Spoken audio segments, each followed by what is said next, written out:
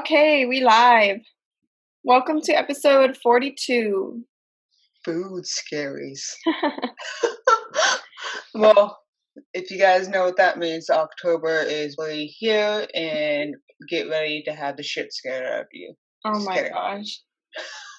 So Today before, we're just going to be talking about kind of some of the scary stuff that is in our food. scary. Yeah. But scary. Mm-hmm. But before we go into that, I do want to point out the new nutrition in the news, which is a little bit scary in itself. It's called the Association Between Soft Drink Consumption and Mortality in 10 European Countries. Luckily, this is not about America right now. So this article specifically describes a study that included data from more than 450,000 people in the European Prospect Investigation into Cancer and Nutrition cohort. That was a mouthful. So they basically had an average follow-up period of more than 16 years, and they compared participants who drank less than one glass of sugar-sweetened beverages per month versus participants who drank 2 or more glasses of these drinks per day. Again, that's a completely different time frame. And they found that those who drank a little bit more of those sugar-sweetened beverages had a higher risk of all-cause mortality. Unfortunately, the article did not really go into what exactly entitles all-cause mortality. It did, however, link to another article on the same page called "Sugar Drinks Linked to High Death Tolls Worldwide," which again that's a pretty hefty claim right there in itself. I don't know. I do understand. I feel like it's just trying to be a scare tactic. Right. It is a scare tactic, but at the same time, I guess they're trying to use this approach for a reason, because there are a lot of high consumption of sugar-sweetened beverages, not just soft drinks, and not even just in European countries, but in American countries. The only reason why I would think of why they would drink the sugar-sweetened beverages in European countries or other countries is because, I mean, it may not always be safe to drink water, but again, that's a far-fetched claim. And then sugar-sweetened beverages are so concentrated as well. And we've already talked about the processes of heart disease and diabetes in previous episodes. So it's just interesting that this is describing specifically European countries in itself, because I've been over there multiple times and I've seen the wide array of soft drinks and beverages that is there. So I don't know. So, I mean, it's not particularly new nutrition in the news. It's just something that we should be more aware of. One thing I do like is that it looked at a lot of people. Right. For 16 years. That is a pretty, impressive stance. It's not like they just looked at, sugar-sweetened beverage consumption for 6 weeks and 10 participants. Like, they looked at a huge sample size over a very long period of time. So that is promising. But the whole idea of people who drank 2 or more glasses had a higher risk of all-cause mortality, it's an interesting statement. I wish they dove a little bit deeper into that. Right. I mean, like, they basically said 2 or more glasses drank per day versus participants who only drank one of them a month. So that in itself is a huge jump. And unfortunately, I do know a lot of people that do drink sweetened beverages that often and not just soft drinks. So that's important to keep in mind. Obviously, we know that dietary life changes can lead to healthier outcomes, but this looks at it more from a large scale in European countries, obviously, and I feel like America would reflect that as well. Yeah. So, But it's just like you said, it's either less than one per month or more than two per day. Like, what right, about one time per week? What does that look like? So the two categories are vastly different.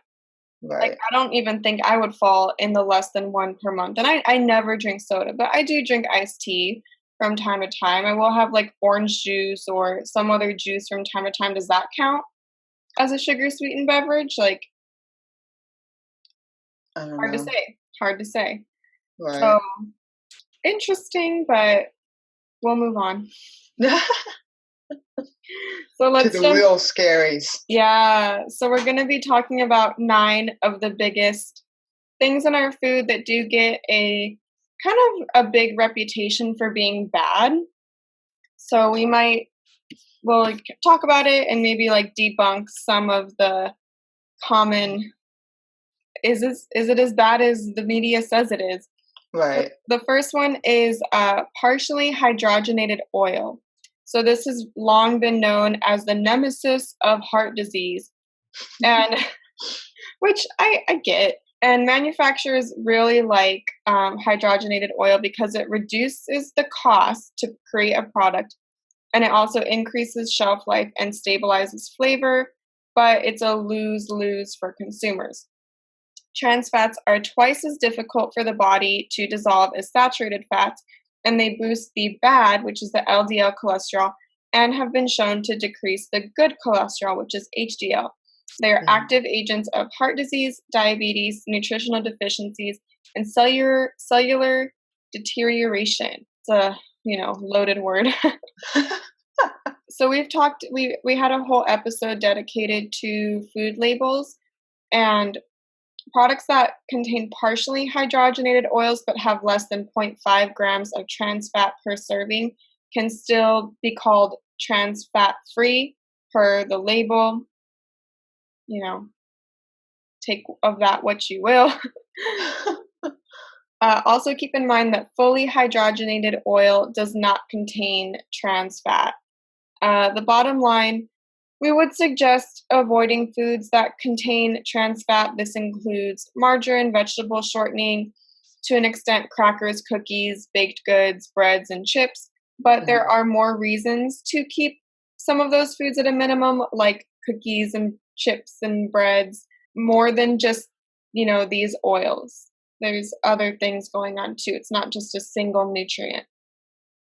Right. And with that being said, the next food scary is you've heard this multiple times is high fructose corn syrup.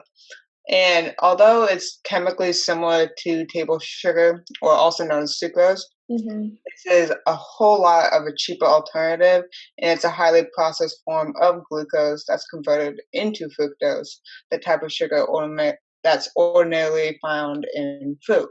So there are many cases to be made against high fructose corn syrup. I mean, some studies have shown that it inhibits leptin, so basically the hormone that's responsible for telling your brain that you're full. And while some people will argue that it's essentially just sugar, one thing is for sure certain. Too much sugar, obviously, is going to harm your bodily processes in countless ways. It's going to include increasing the risk for diabetes, obesity, and other metabolic disorders. And high fructose corn syrup is in literally everything. Yeah. So, So because it's that cheap. could be more of the problem than, you know, the chemical structure of high fructose corn syrup itself. Right, Goes back to, what I said before about, there's more things in cookies than just hydrogenated oils that could make it bad for your health or whatever. Another like common argument I hear about high fructose corn syrup is like fructose it's higher in fructose than sucrose is. right, So it's metabolized by your liver differently, which makes it more fat storing than sucrose. right. I, I It just, just don't eat as much food that has it. And right. I mean, the bottom line is like, yeah, is just try to not as basically what you said, don't eat as many foods within high fructose corn syrup, which is, like we said, again, processed food. yeah, processed food. And it's, again, that's a challenge in itself because it's in literally everything. Yeah, because you won't find high fructose corn syrup just existing by itself in nature, Just floating around. ooh, no, it's by corn, guys. Yeah, it is made in a lab through a lot of processes. So if you don't eat processed foods, your consumption of high fructose corn syrup will be next to nothing, if Right. not nothing. So that's more so the argument against high fructose corn syrup versus actually like how dangerous it is and how it the liver metabolism and the leptin and this and that, like it just don't eat a lot of foods that have it, which is processed foods. Being straightforward here. Trying to be. So the next one is MSG. This one, some people are like, so MSG is killing us, and then like it's MSG is basically it stands for monosodium glutamate. It can also be on the label as a lot of different things such as maltodextrin, sodium caseinate, autolyzed yeast, autolyzed vegetable protein, hydrolyzed vegetable protein, yeast extract, and sometimes, according to this article, it can even be on the label as citric acid. Not it just I What? the thing about MSG is it is a very addictive substance. That is not like made up. Right. It's addictive. And a lot of people actually have a hard time breaking it down. That's also very true. And it is And some people are allergic to MSG, so there's right. that. They'll break out in hives. I've seen that happen before. Or they'll Right. get their throat will swell up. So but just like anything else, like you can be allergic to strawberries. Like doesn't necessarily mean strawberries are evil. But MSG gets a really, really bad reputation because it is found in a lot of foods very similar to high fructose corn syrup. And it is believed there are some studies that say MSG can contribute to obesity, type 2 diabetes, and metabolic syndrome. But I will argue that more so consumption of foods that are processed that contain a lot of MSG are more so the contributors to Mhm. obesity, metabolic disorder, and diabetes. So the foods that it's most commonly found in are canned soups, you know, lots of sodium in there, diet beverages like diet sodas, a lot of fast food, especially Chinese food, gets a big reputation for it. Packaged like sausages, processed meats and stuff, beef stew, instant soups, salad dressing, and packaged like vegetarian foods. I No remember one when is safe. I know. I remember when I used to work at Panda Express, like way back when, and we'd have signs on the around the restaurant, Mhm. we add no MSG. And everyone was like, "Oh, that's so great. You don't add MSG. Like that's fantastic." But in reality, like we didn't add it, but the foods that were purchased had it. Yikes. So I mean, Panda Express, let's be real. They have a shit ton of stuff on them that people don't know is on there. it's it's not healthy. But yeah. Moving on. So the next food scary is BHA, which stands for butylated hydroxyanisole, and then BHT, which is butylated hydroxytoluene. So antioxidants are normally good, right? But not necessarily in this case. BHA and BHT are antioxidant preservatives used in cereals, potato chips, and chewing gum to make sure they don't go rancid on you. So the Department of Health and Human Services pegged them as known carcinogens. But mysteriously, the FDA still allows them. I mean, might be food lobbying, but that's just me. The the additives negatively impact sleep and appetite, and have been associated with liver and kidney damage, hair loss, behavioral problems, and cancer. So if What you kind think, of behavioral problems? I don't know, I'm going crazy. I'm gonna stop chewing gum. I Right? just I mean, it's in a lot of our foods. It's really difficult to try to stay up. I mean, they have natural gums now too, which I Mhm, mean, I mhm, guess that's good. So you can give that a twirl mhm. versus like a extra gum that you find. Right. Um, But also, it's found in a lot of foods, and it's mostly foods that need a lot of preservatives. Potato okay. chips are a huge one. I'm sorry, Yes, but like potato chips should not be a staple part of your diet. So I mean, for some people it is. So it's kind I of know difficult. it is, but the point is avoiding and reducing the amount of processed May food. not be may not be overnight, but Of slowly. course, yeah, but little by little, because it's just not good for you. Even if these preservatives weren't in it, like, It still cracks me up that it's in gum. But I mean, it makes sense, but it still cracks me up. Like mhm, something that's supposed to keep our mouths clean and be okay is no. no one is safe. If you want to keep your mouth clean, nope, not today.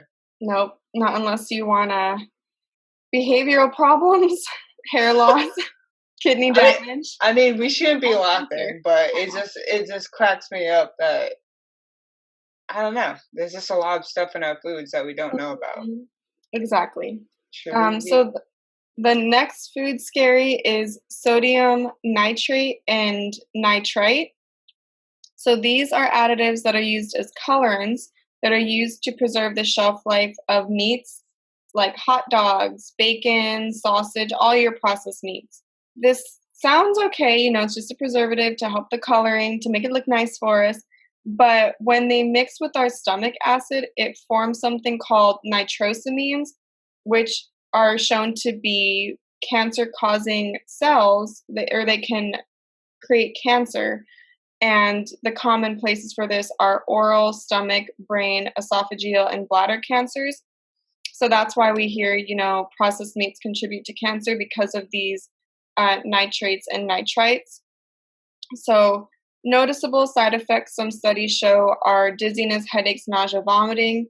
Um, that is a stretch. I think I don't know anyone who vomits like from eating processed meats, but Hmm, it's been they're not they are definitely there is an association between these processed meats and cancers. But there are because of this knowledge, a lot of more natural companies have been able to put like nitrate or nitrate free on the label. So if you mhm. do like processed meats, try to stick with the ones that say nitrate and nitrate free. Avoid this ingredient. Yes. So the next food scary that we have is propyl gallate, and this is the next antioxidant preservative, and it's used by food manufacturers to prevent fats and oils from spoiling. And it's often used in conjunction with BHA and BHT. Is it has a claim to infamy. So basically, it might cause cancer, though the evidence to support this isn't exactly conclusive yet. So watch out for it in vegetable oil, potato sticks, chicken soup base, meat products, chewing gum, and cosmetic products. Oh, it's Ooh. that chewing gum. I just, but actually, like hearing that it's in vegetable oil is I mean, it's something to watch out for. I just use vegetable oil quite frequently. Uh, Yeah? yeah, I mean, different types of vegetable oils, like specifically canola oil and olive oil, and I don't usually stray from that. Yeah. So I I'm don't on know. this avocado oil kick. Mm, I try to do that, but I bought it and I found that for some it was next to the avocado oil. Picked up it was olive oil, so my brain didn't register. Anyways, You tried. You tried. but so yeah, that's a fun little extra scary. Yeah, so this one, yeah, that one is it's still kind of research is coming out about it, but it's something to keep an eye on. Uh So the next one is sodium benzoate and benzoic acid. So these are typically found in like fruit juices and carbonated drinks and sometimes like pickles. And it's basically to help prevent the growth of microorganisms in acidic foods. They're naturally occurring and generally affect people with allergies. So it might affect people with allergies more than other people. Uh, Hmm. there's another problem. So when sodium benzoate is used in beverages that also contain ascorbic acid, which is like vitamin C, these substances form small amounts of benzene. And this chemical has been shown to contribute to leukemia and other types of cancers. So, although the amount of benzene is small, it's suggested to generally avoid it in acid containing foods and beverages. Especially if you're the type of person that drinks diet beverages all day long, or just any beverages all day long. It's important to keep that in mind. Mhm, Which I know there's people that do that. So, mhm. and so the next food scary is potassium bromate. So if you guys don't know Wonder Bread, well, you're about to know. So it may not be so wonderful. So potassium bromate is an additive used in breads and rolls to increase their volume and produce that fine crumb structure that you do see. It's been banned by every other industrialized country other than the US and Japan. Yes. Uh, for the most part, it breaks down into inert bromide, but any leftover bromate that hangs around the body has been shown to cause cancer in lab animals. Potassium bromate may also be used to produce some types of malted barley too. So double check the labels of your favorite breads and crackers for potassium bromate in disguise. So the good news is there are plenty of other baked goods that avoid potassium bromate in favor of safer alternatives. And that's the So problem. Like, so many different additives have different names, and it's like sugar has like 56 different names right. for it. MSG has a lot of different names for it. So, But the ones for MSG don't all of them doesn't even make any sense. I know sometimes it's like a code. Right, and, like, Yeah. at least the sugar, you're like, "Okay," You if it yeah, you can kind beatrice of extract, like, you can kinda put it together. or evaporated cane juice Right, or something right, like that. right. But the MSG ones, it it could be just literally, like, a code, meaning, like, numbers, and you don't even know you'd have to, like, Google it, and Who has time to don't Google yeah. when you're in the grocery store?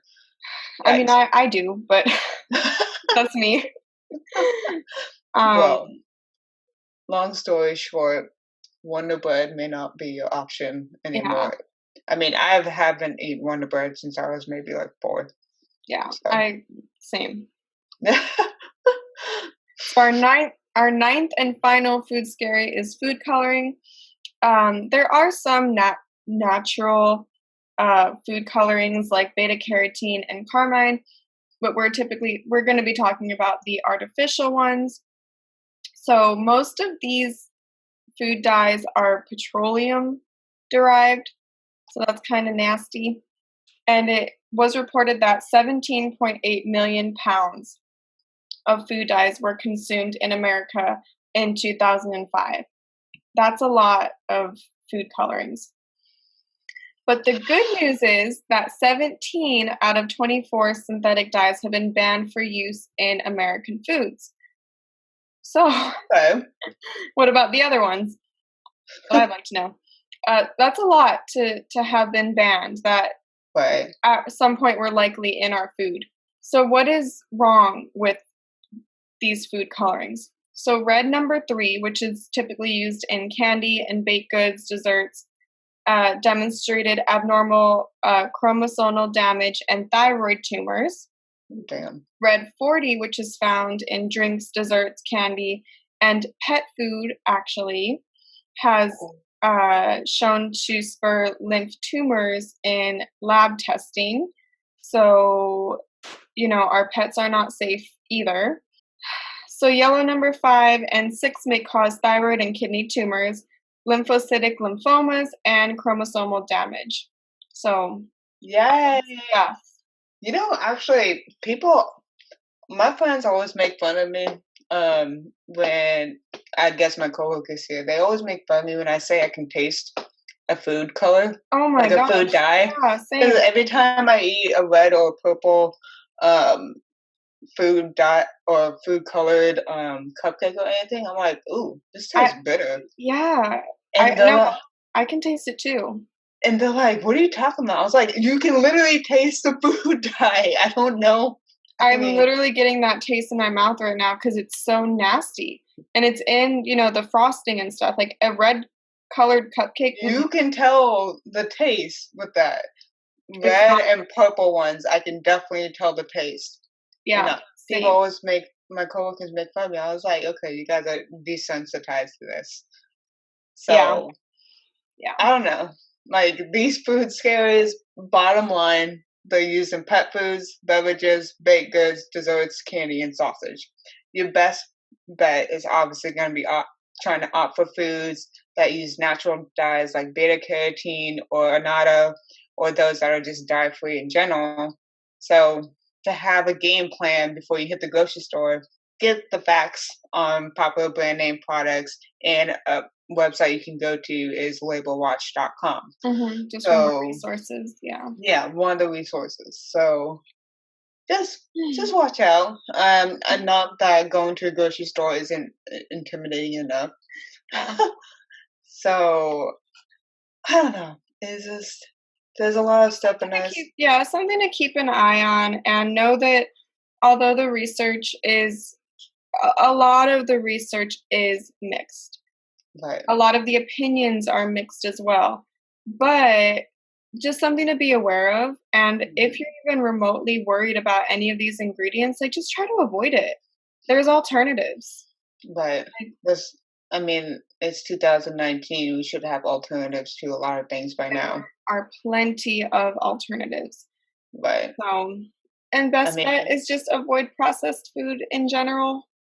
Which is going to be difficult for some people with Halloween around the corner and the holidays right after that. I know, and all the candy, but try your best. That's the bottom line. I'm going to be everywhere in my office, and I'm not even the one buying it. Just try your best. That's the message. So with that being said, a social media shout out of this week is at Aleka Rogue. So, but her name is Alejandra Guerrero. I can't roll my R's. Me either. But she has a BS in nutrition and dietetics, and she is currently a graduate pediatric nutrition student, I believe, in the United States. I know she has a lot of travel pictures, but if you want to go ahead and, I don't know, give her a follow. I do appreciate you basically supporting us and then keeping up to date with that stuff. We appreciate it. Yes, thank you very much. All right, that concludes our episode today, so we will catch you guys in the next one. Bye, guys. Bye. Thanks for listening to the Keeping It Juicy podcast. Your main squeeze in nutrition. Don't forget to subscribe so you can join us every Tuesday for a brand new episode. Also, you can find us on Instagram and Facebook at Keeping It Juicy Podcast. We'd love to hear from you, so please leave us a review. 5 stars, no less. On whatever platform you're listening to, or send us an email at keepingitjuicypodcast@gmail.com. Or if you have any topics you'd like for us to touch upon, shoot us an email. Until next time, don't do anything that I wouldn't do. But one thing I do like is that they did... What the fuck? My email keeps opening over the outline. People are trying to hear you out, man. Yeah. Okay. And the next food scary is propyl gallate. Did I fuck that up? That sounds very British. Okay. I'm gonna start over. You look like you were struggling for that. I am. We're almost done. I know. I can't. Okay. Where did I leave off?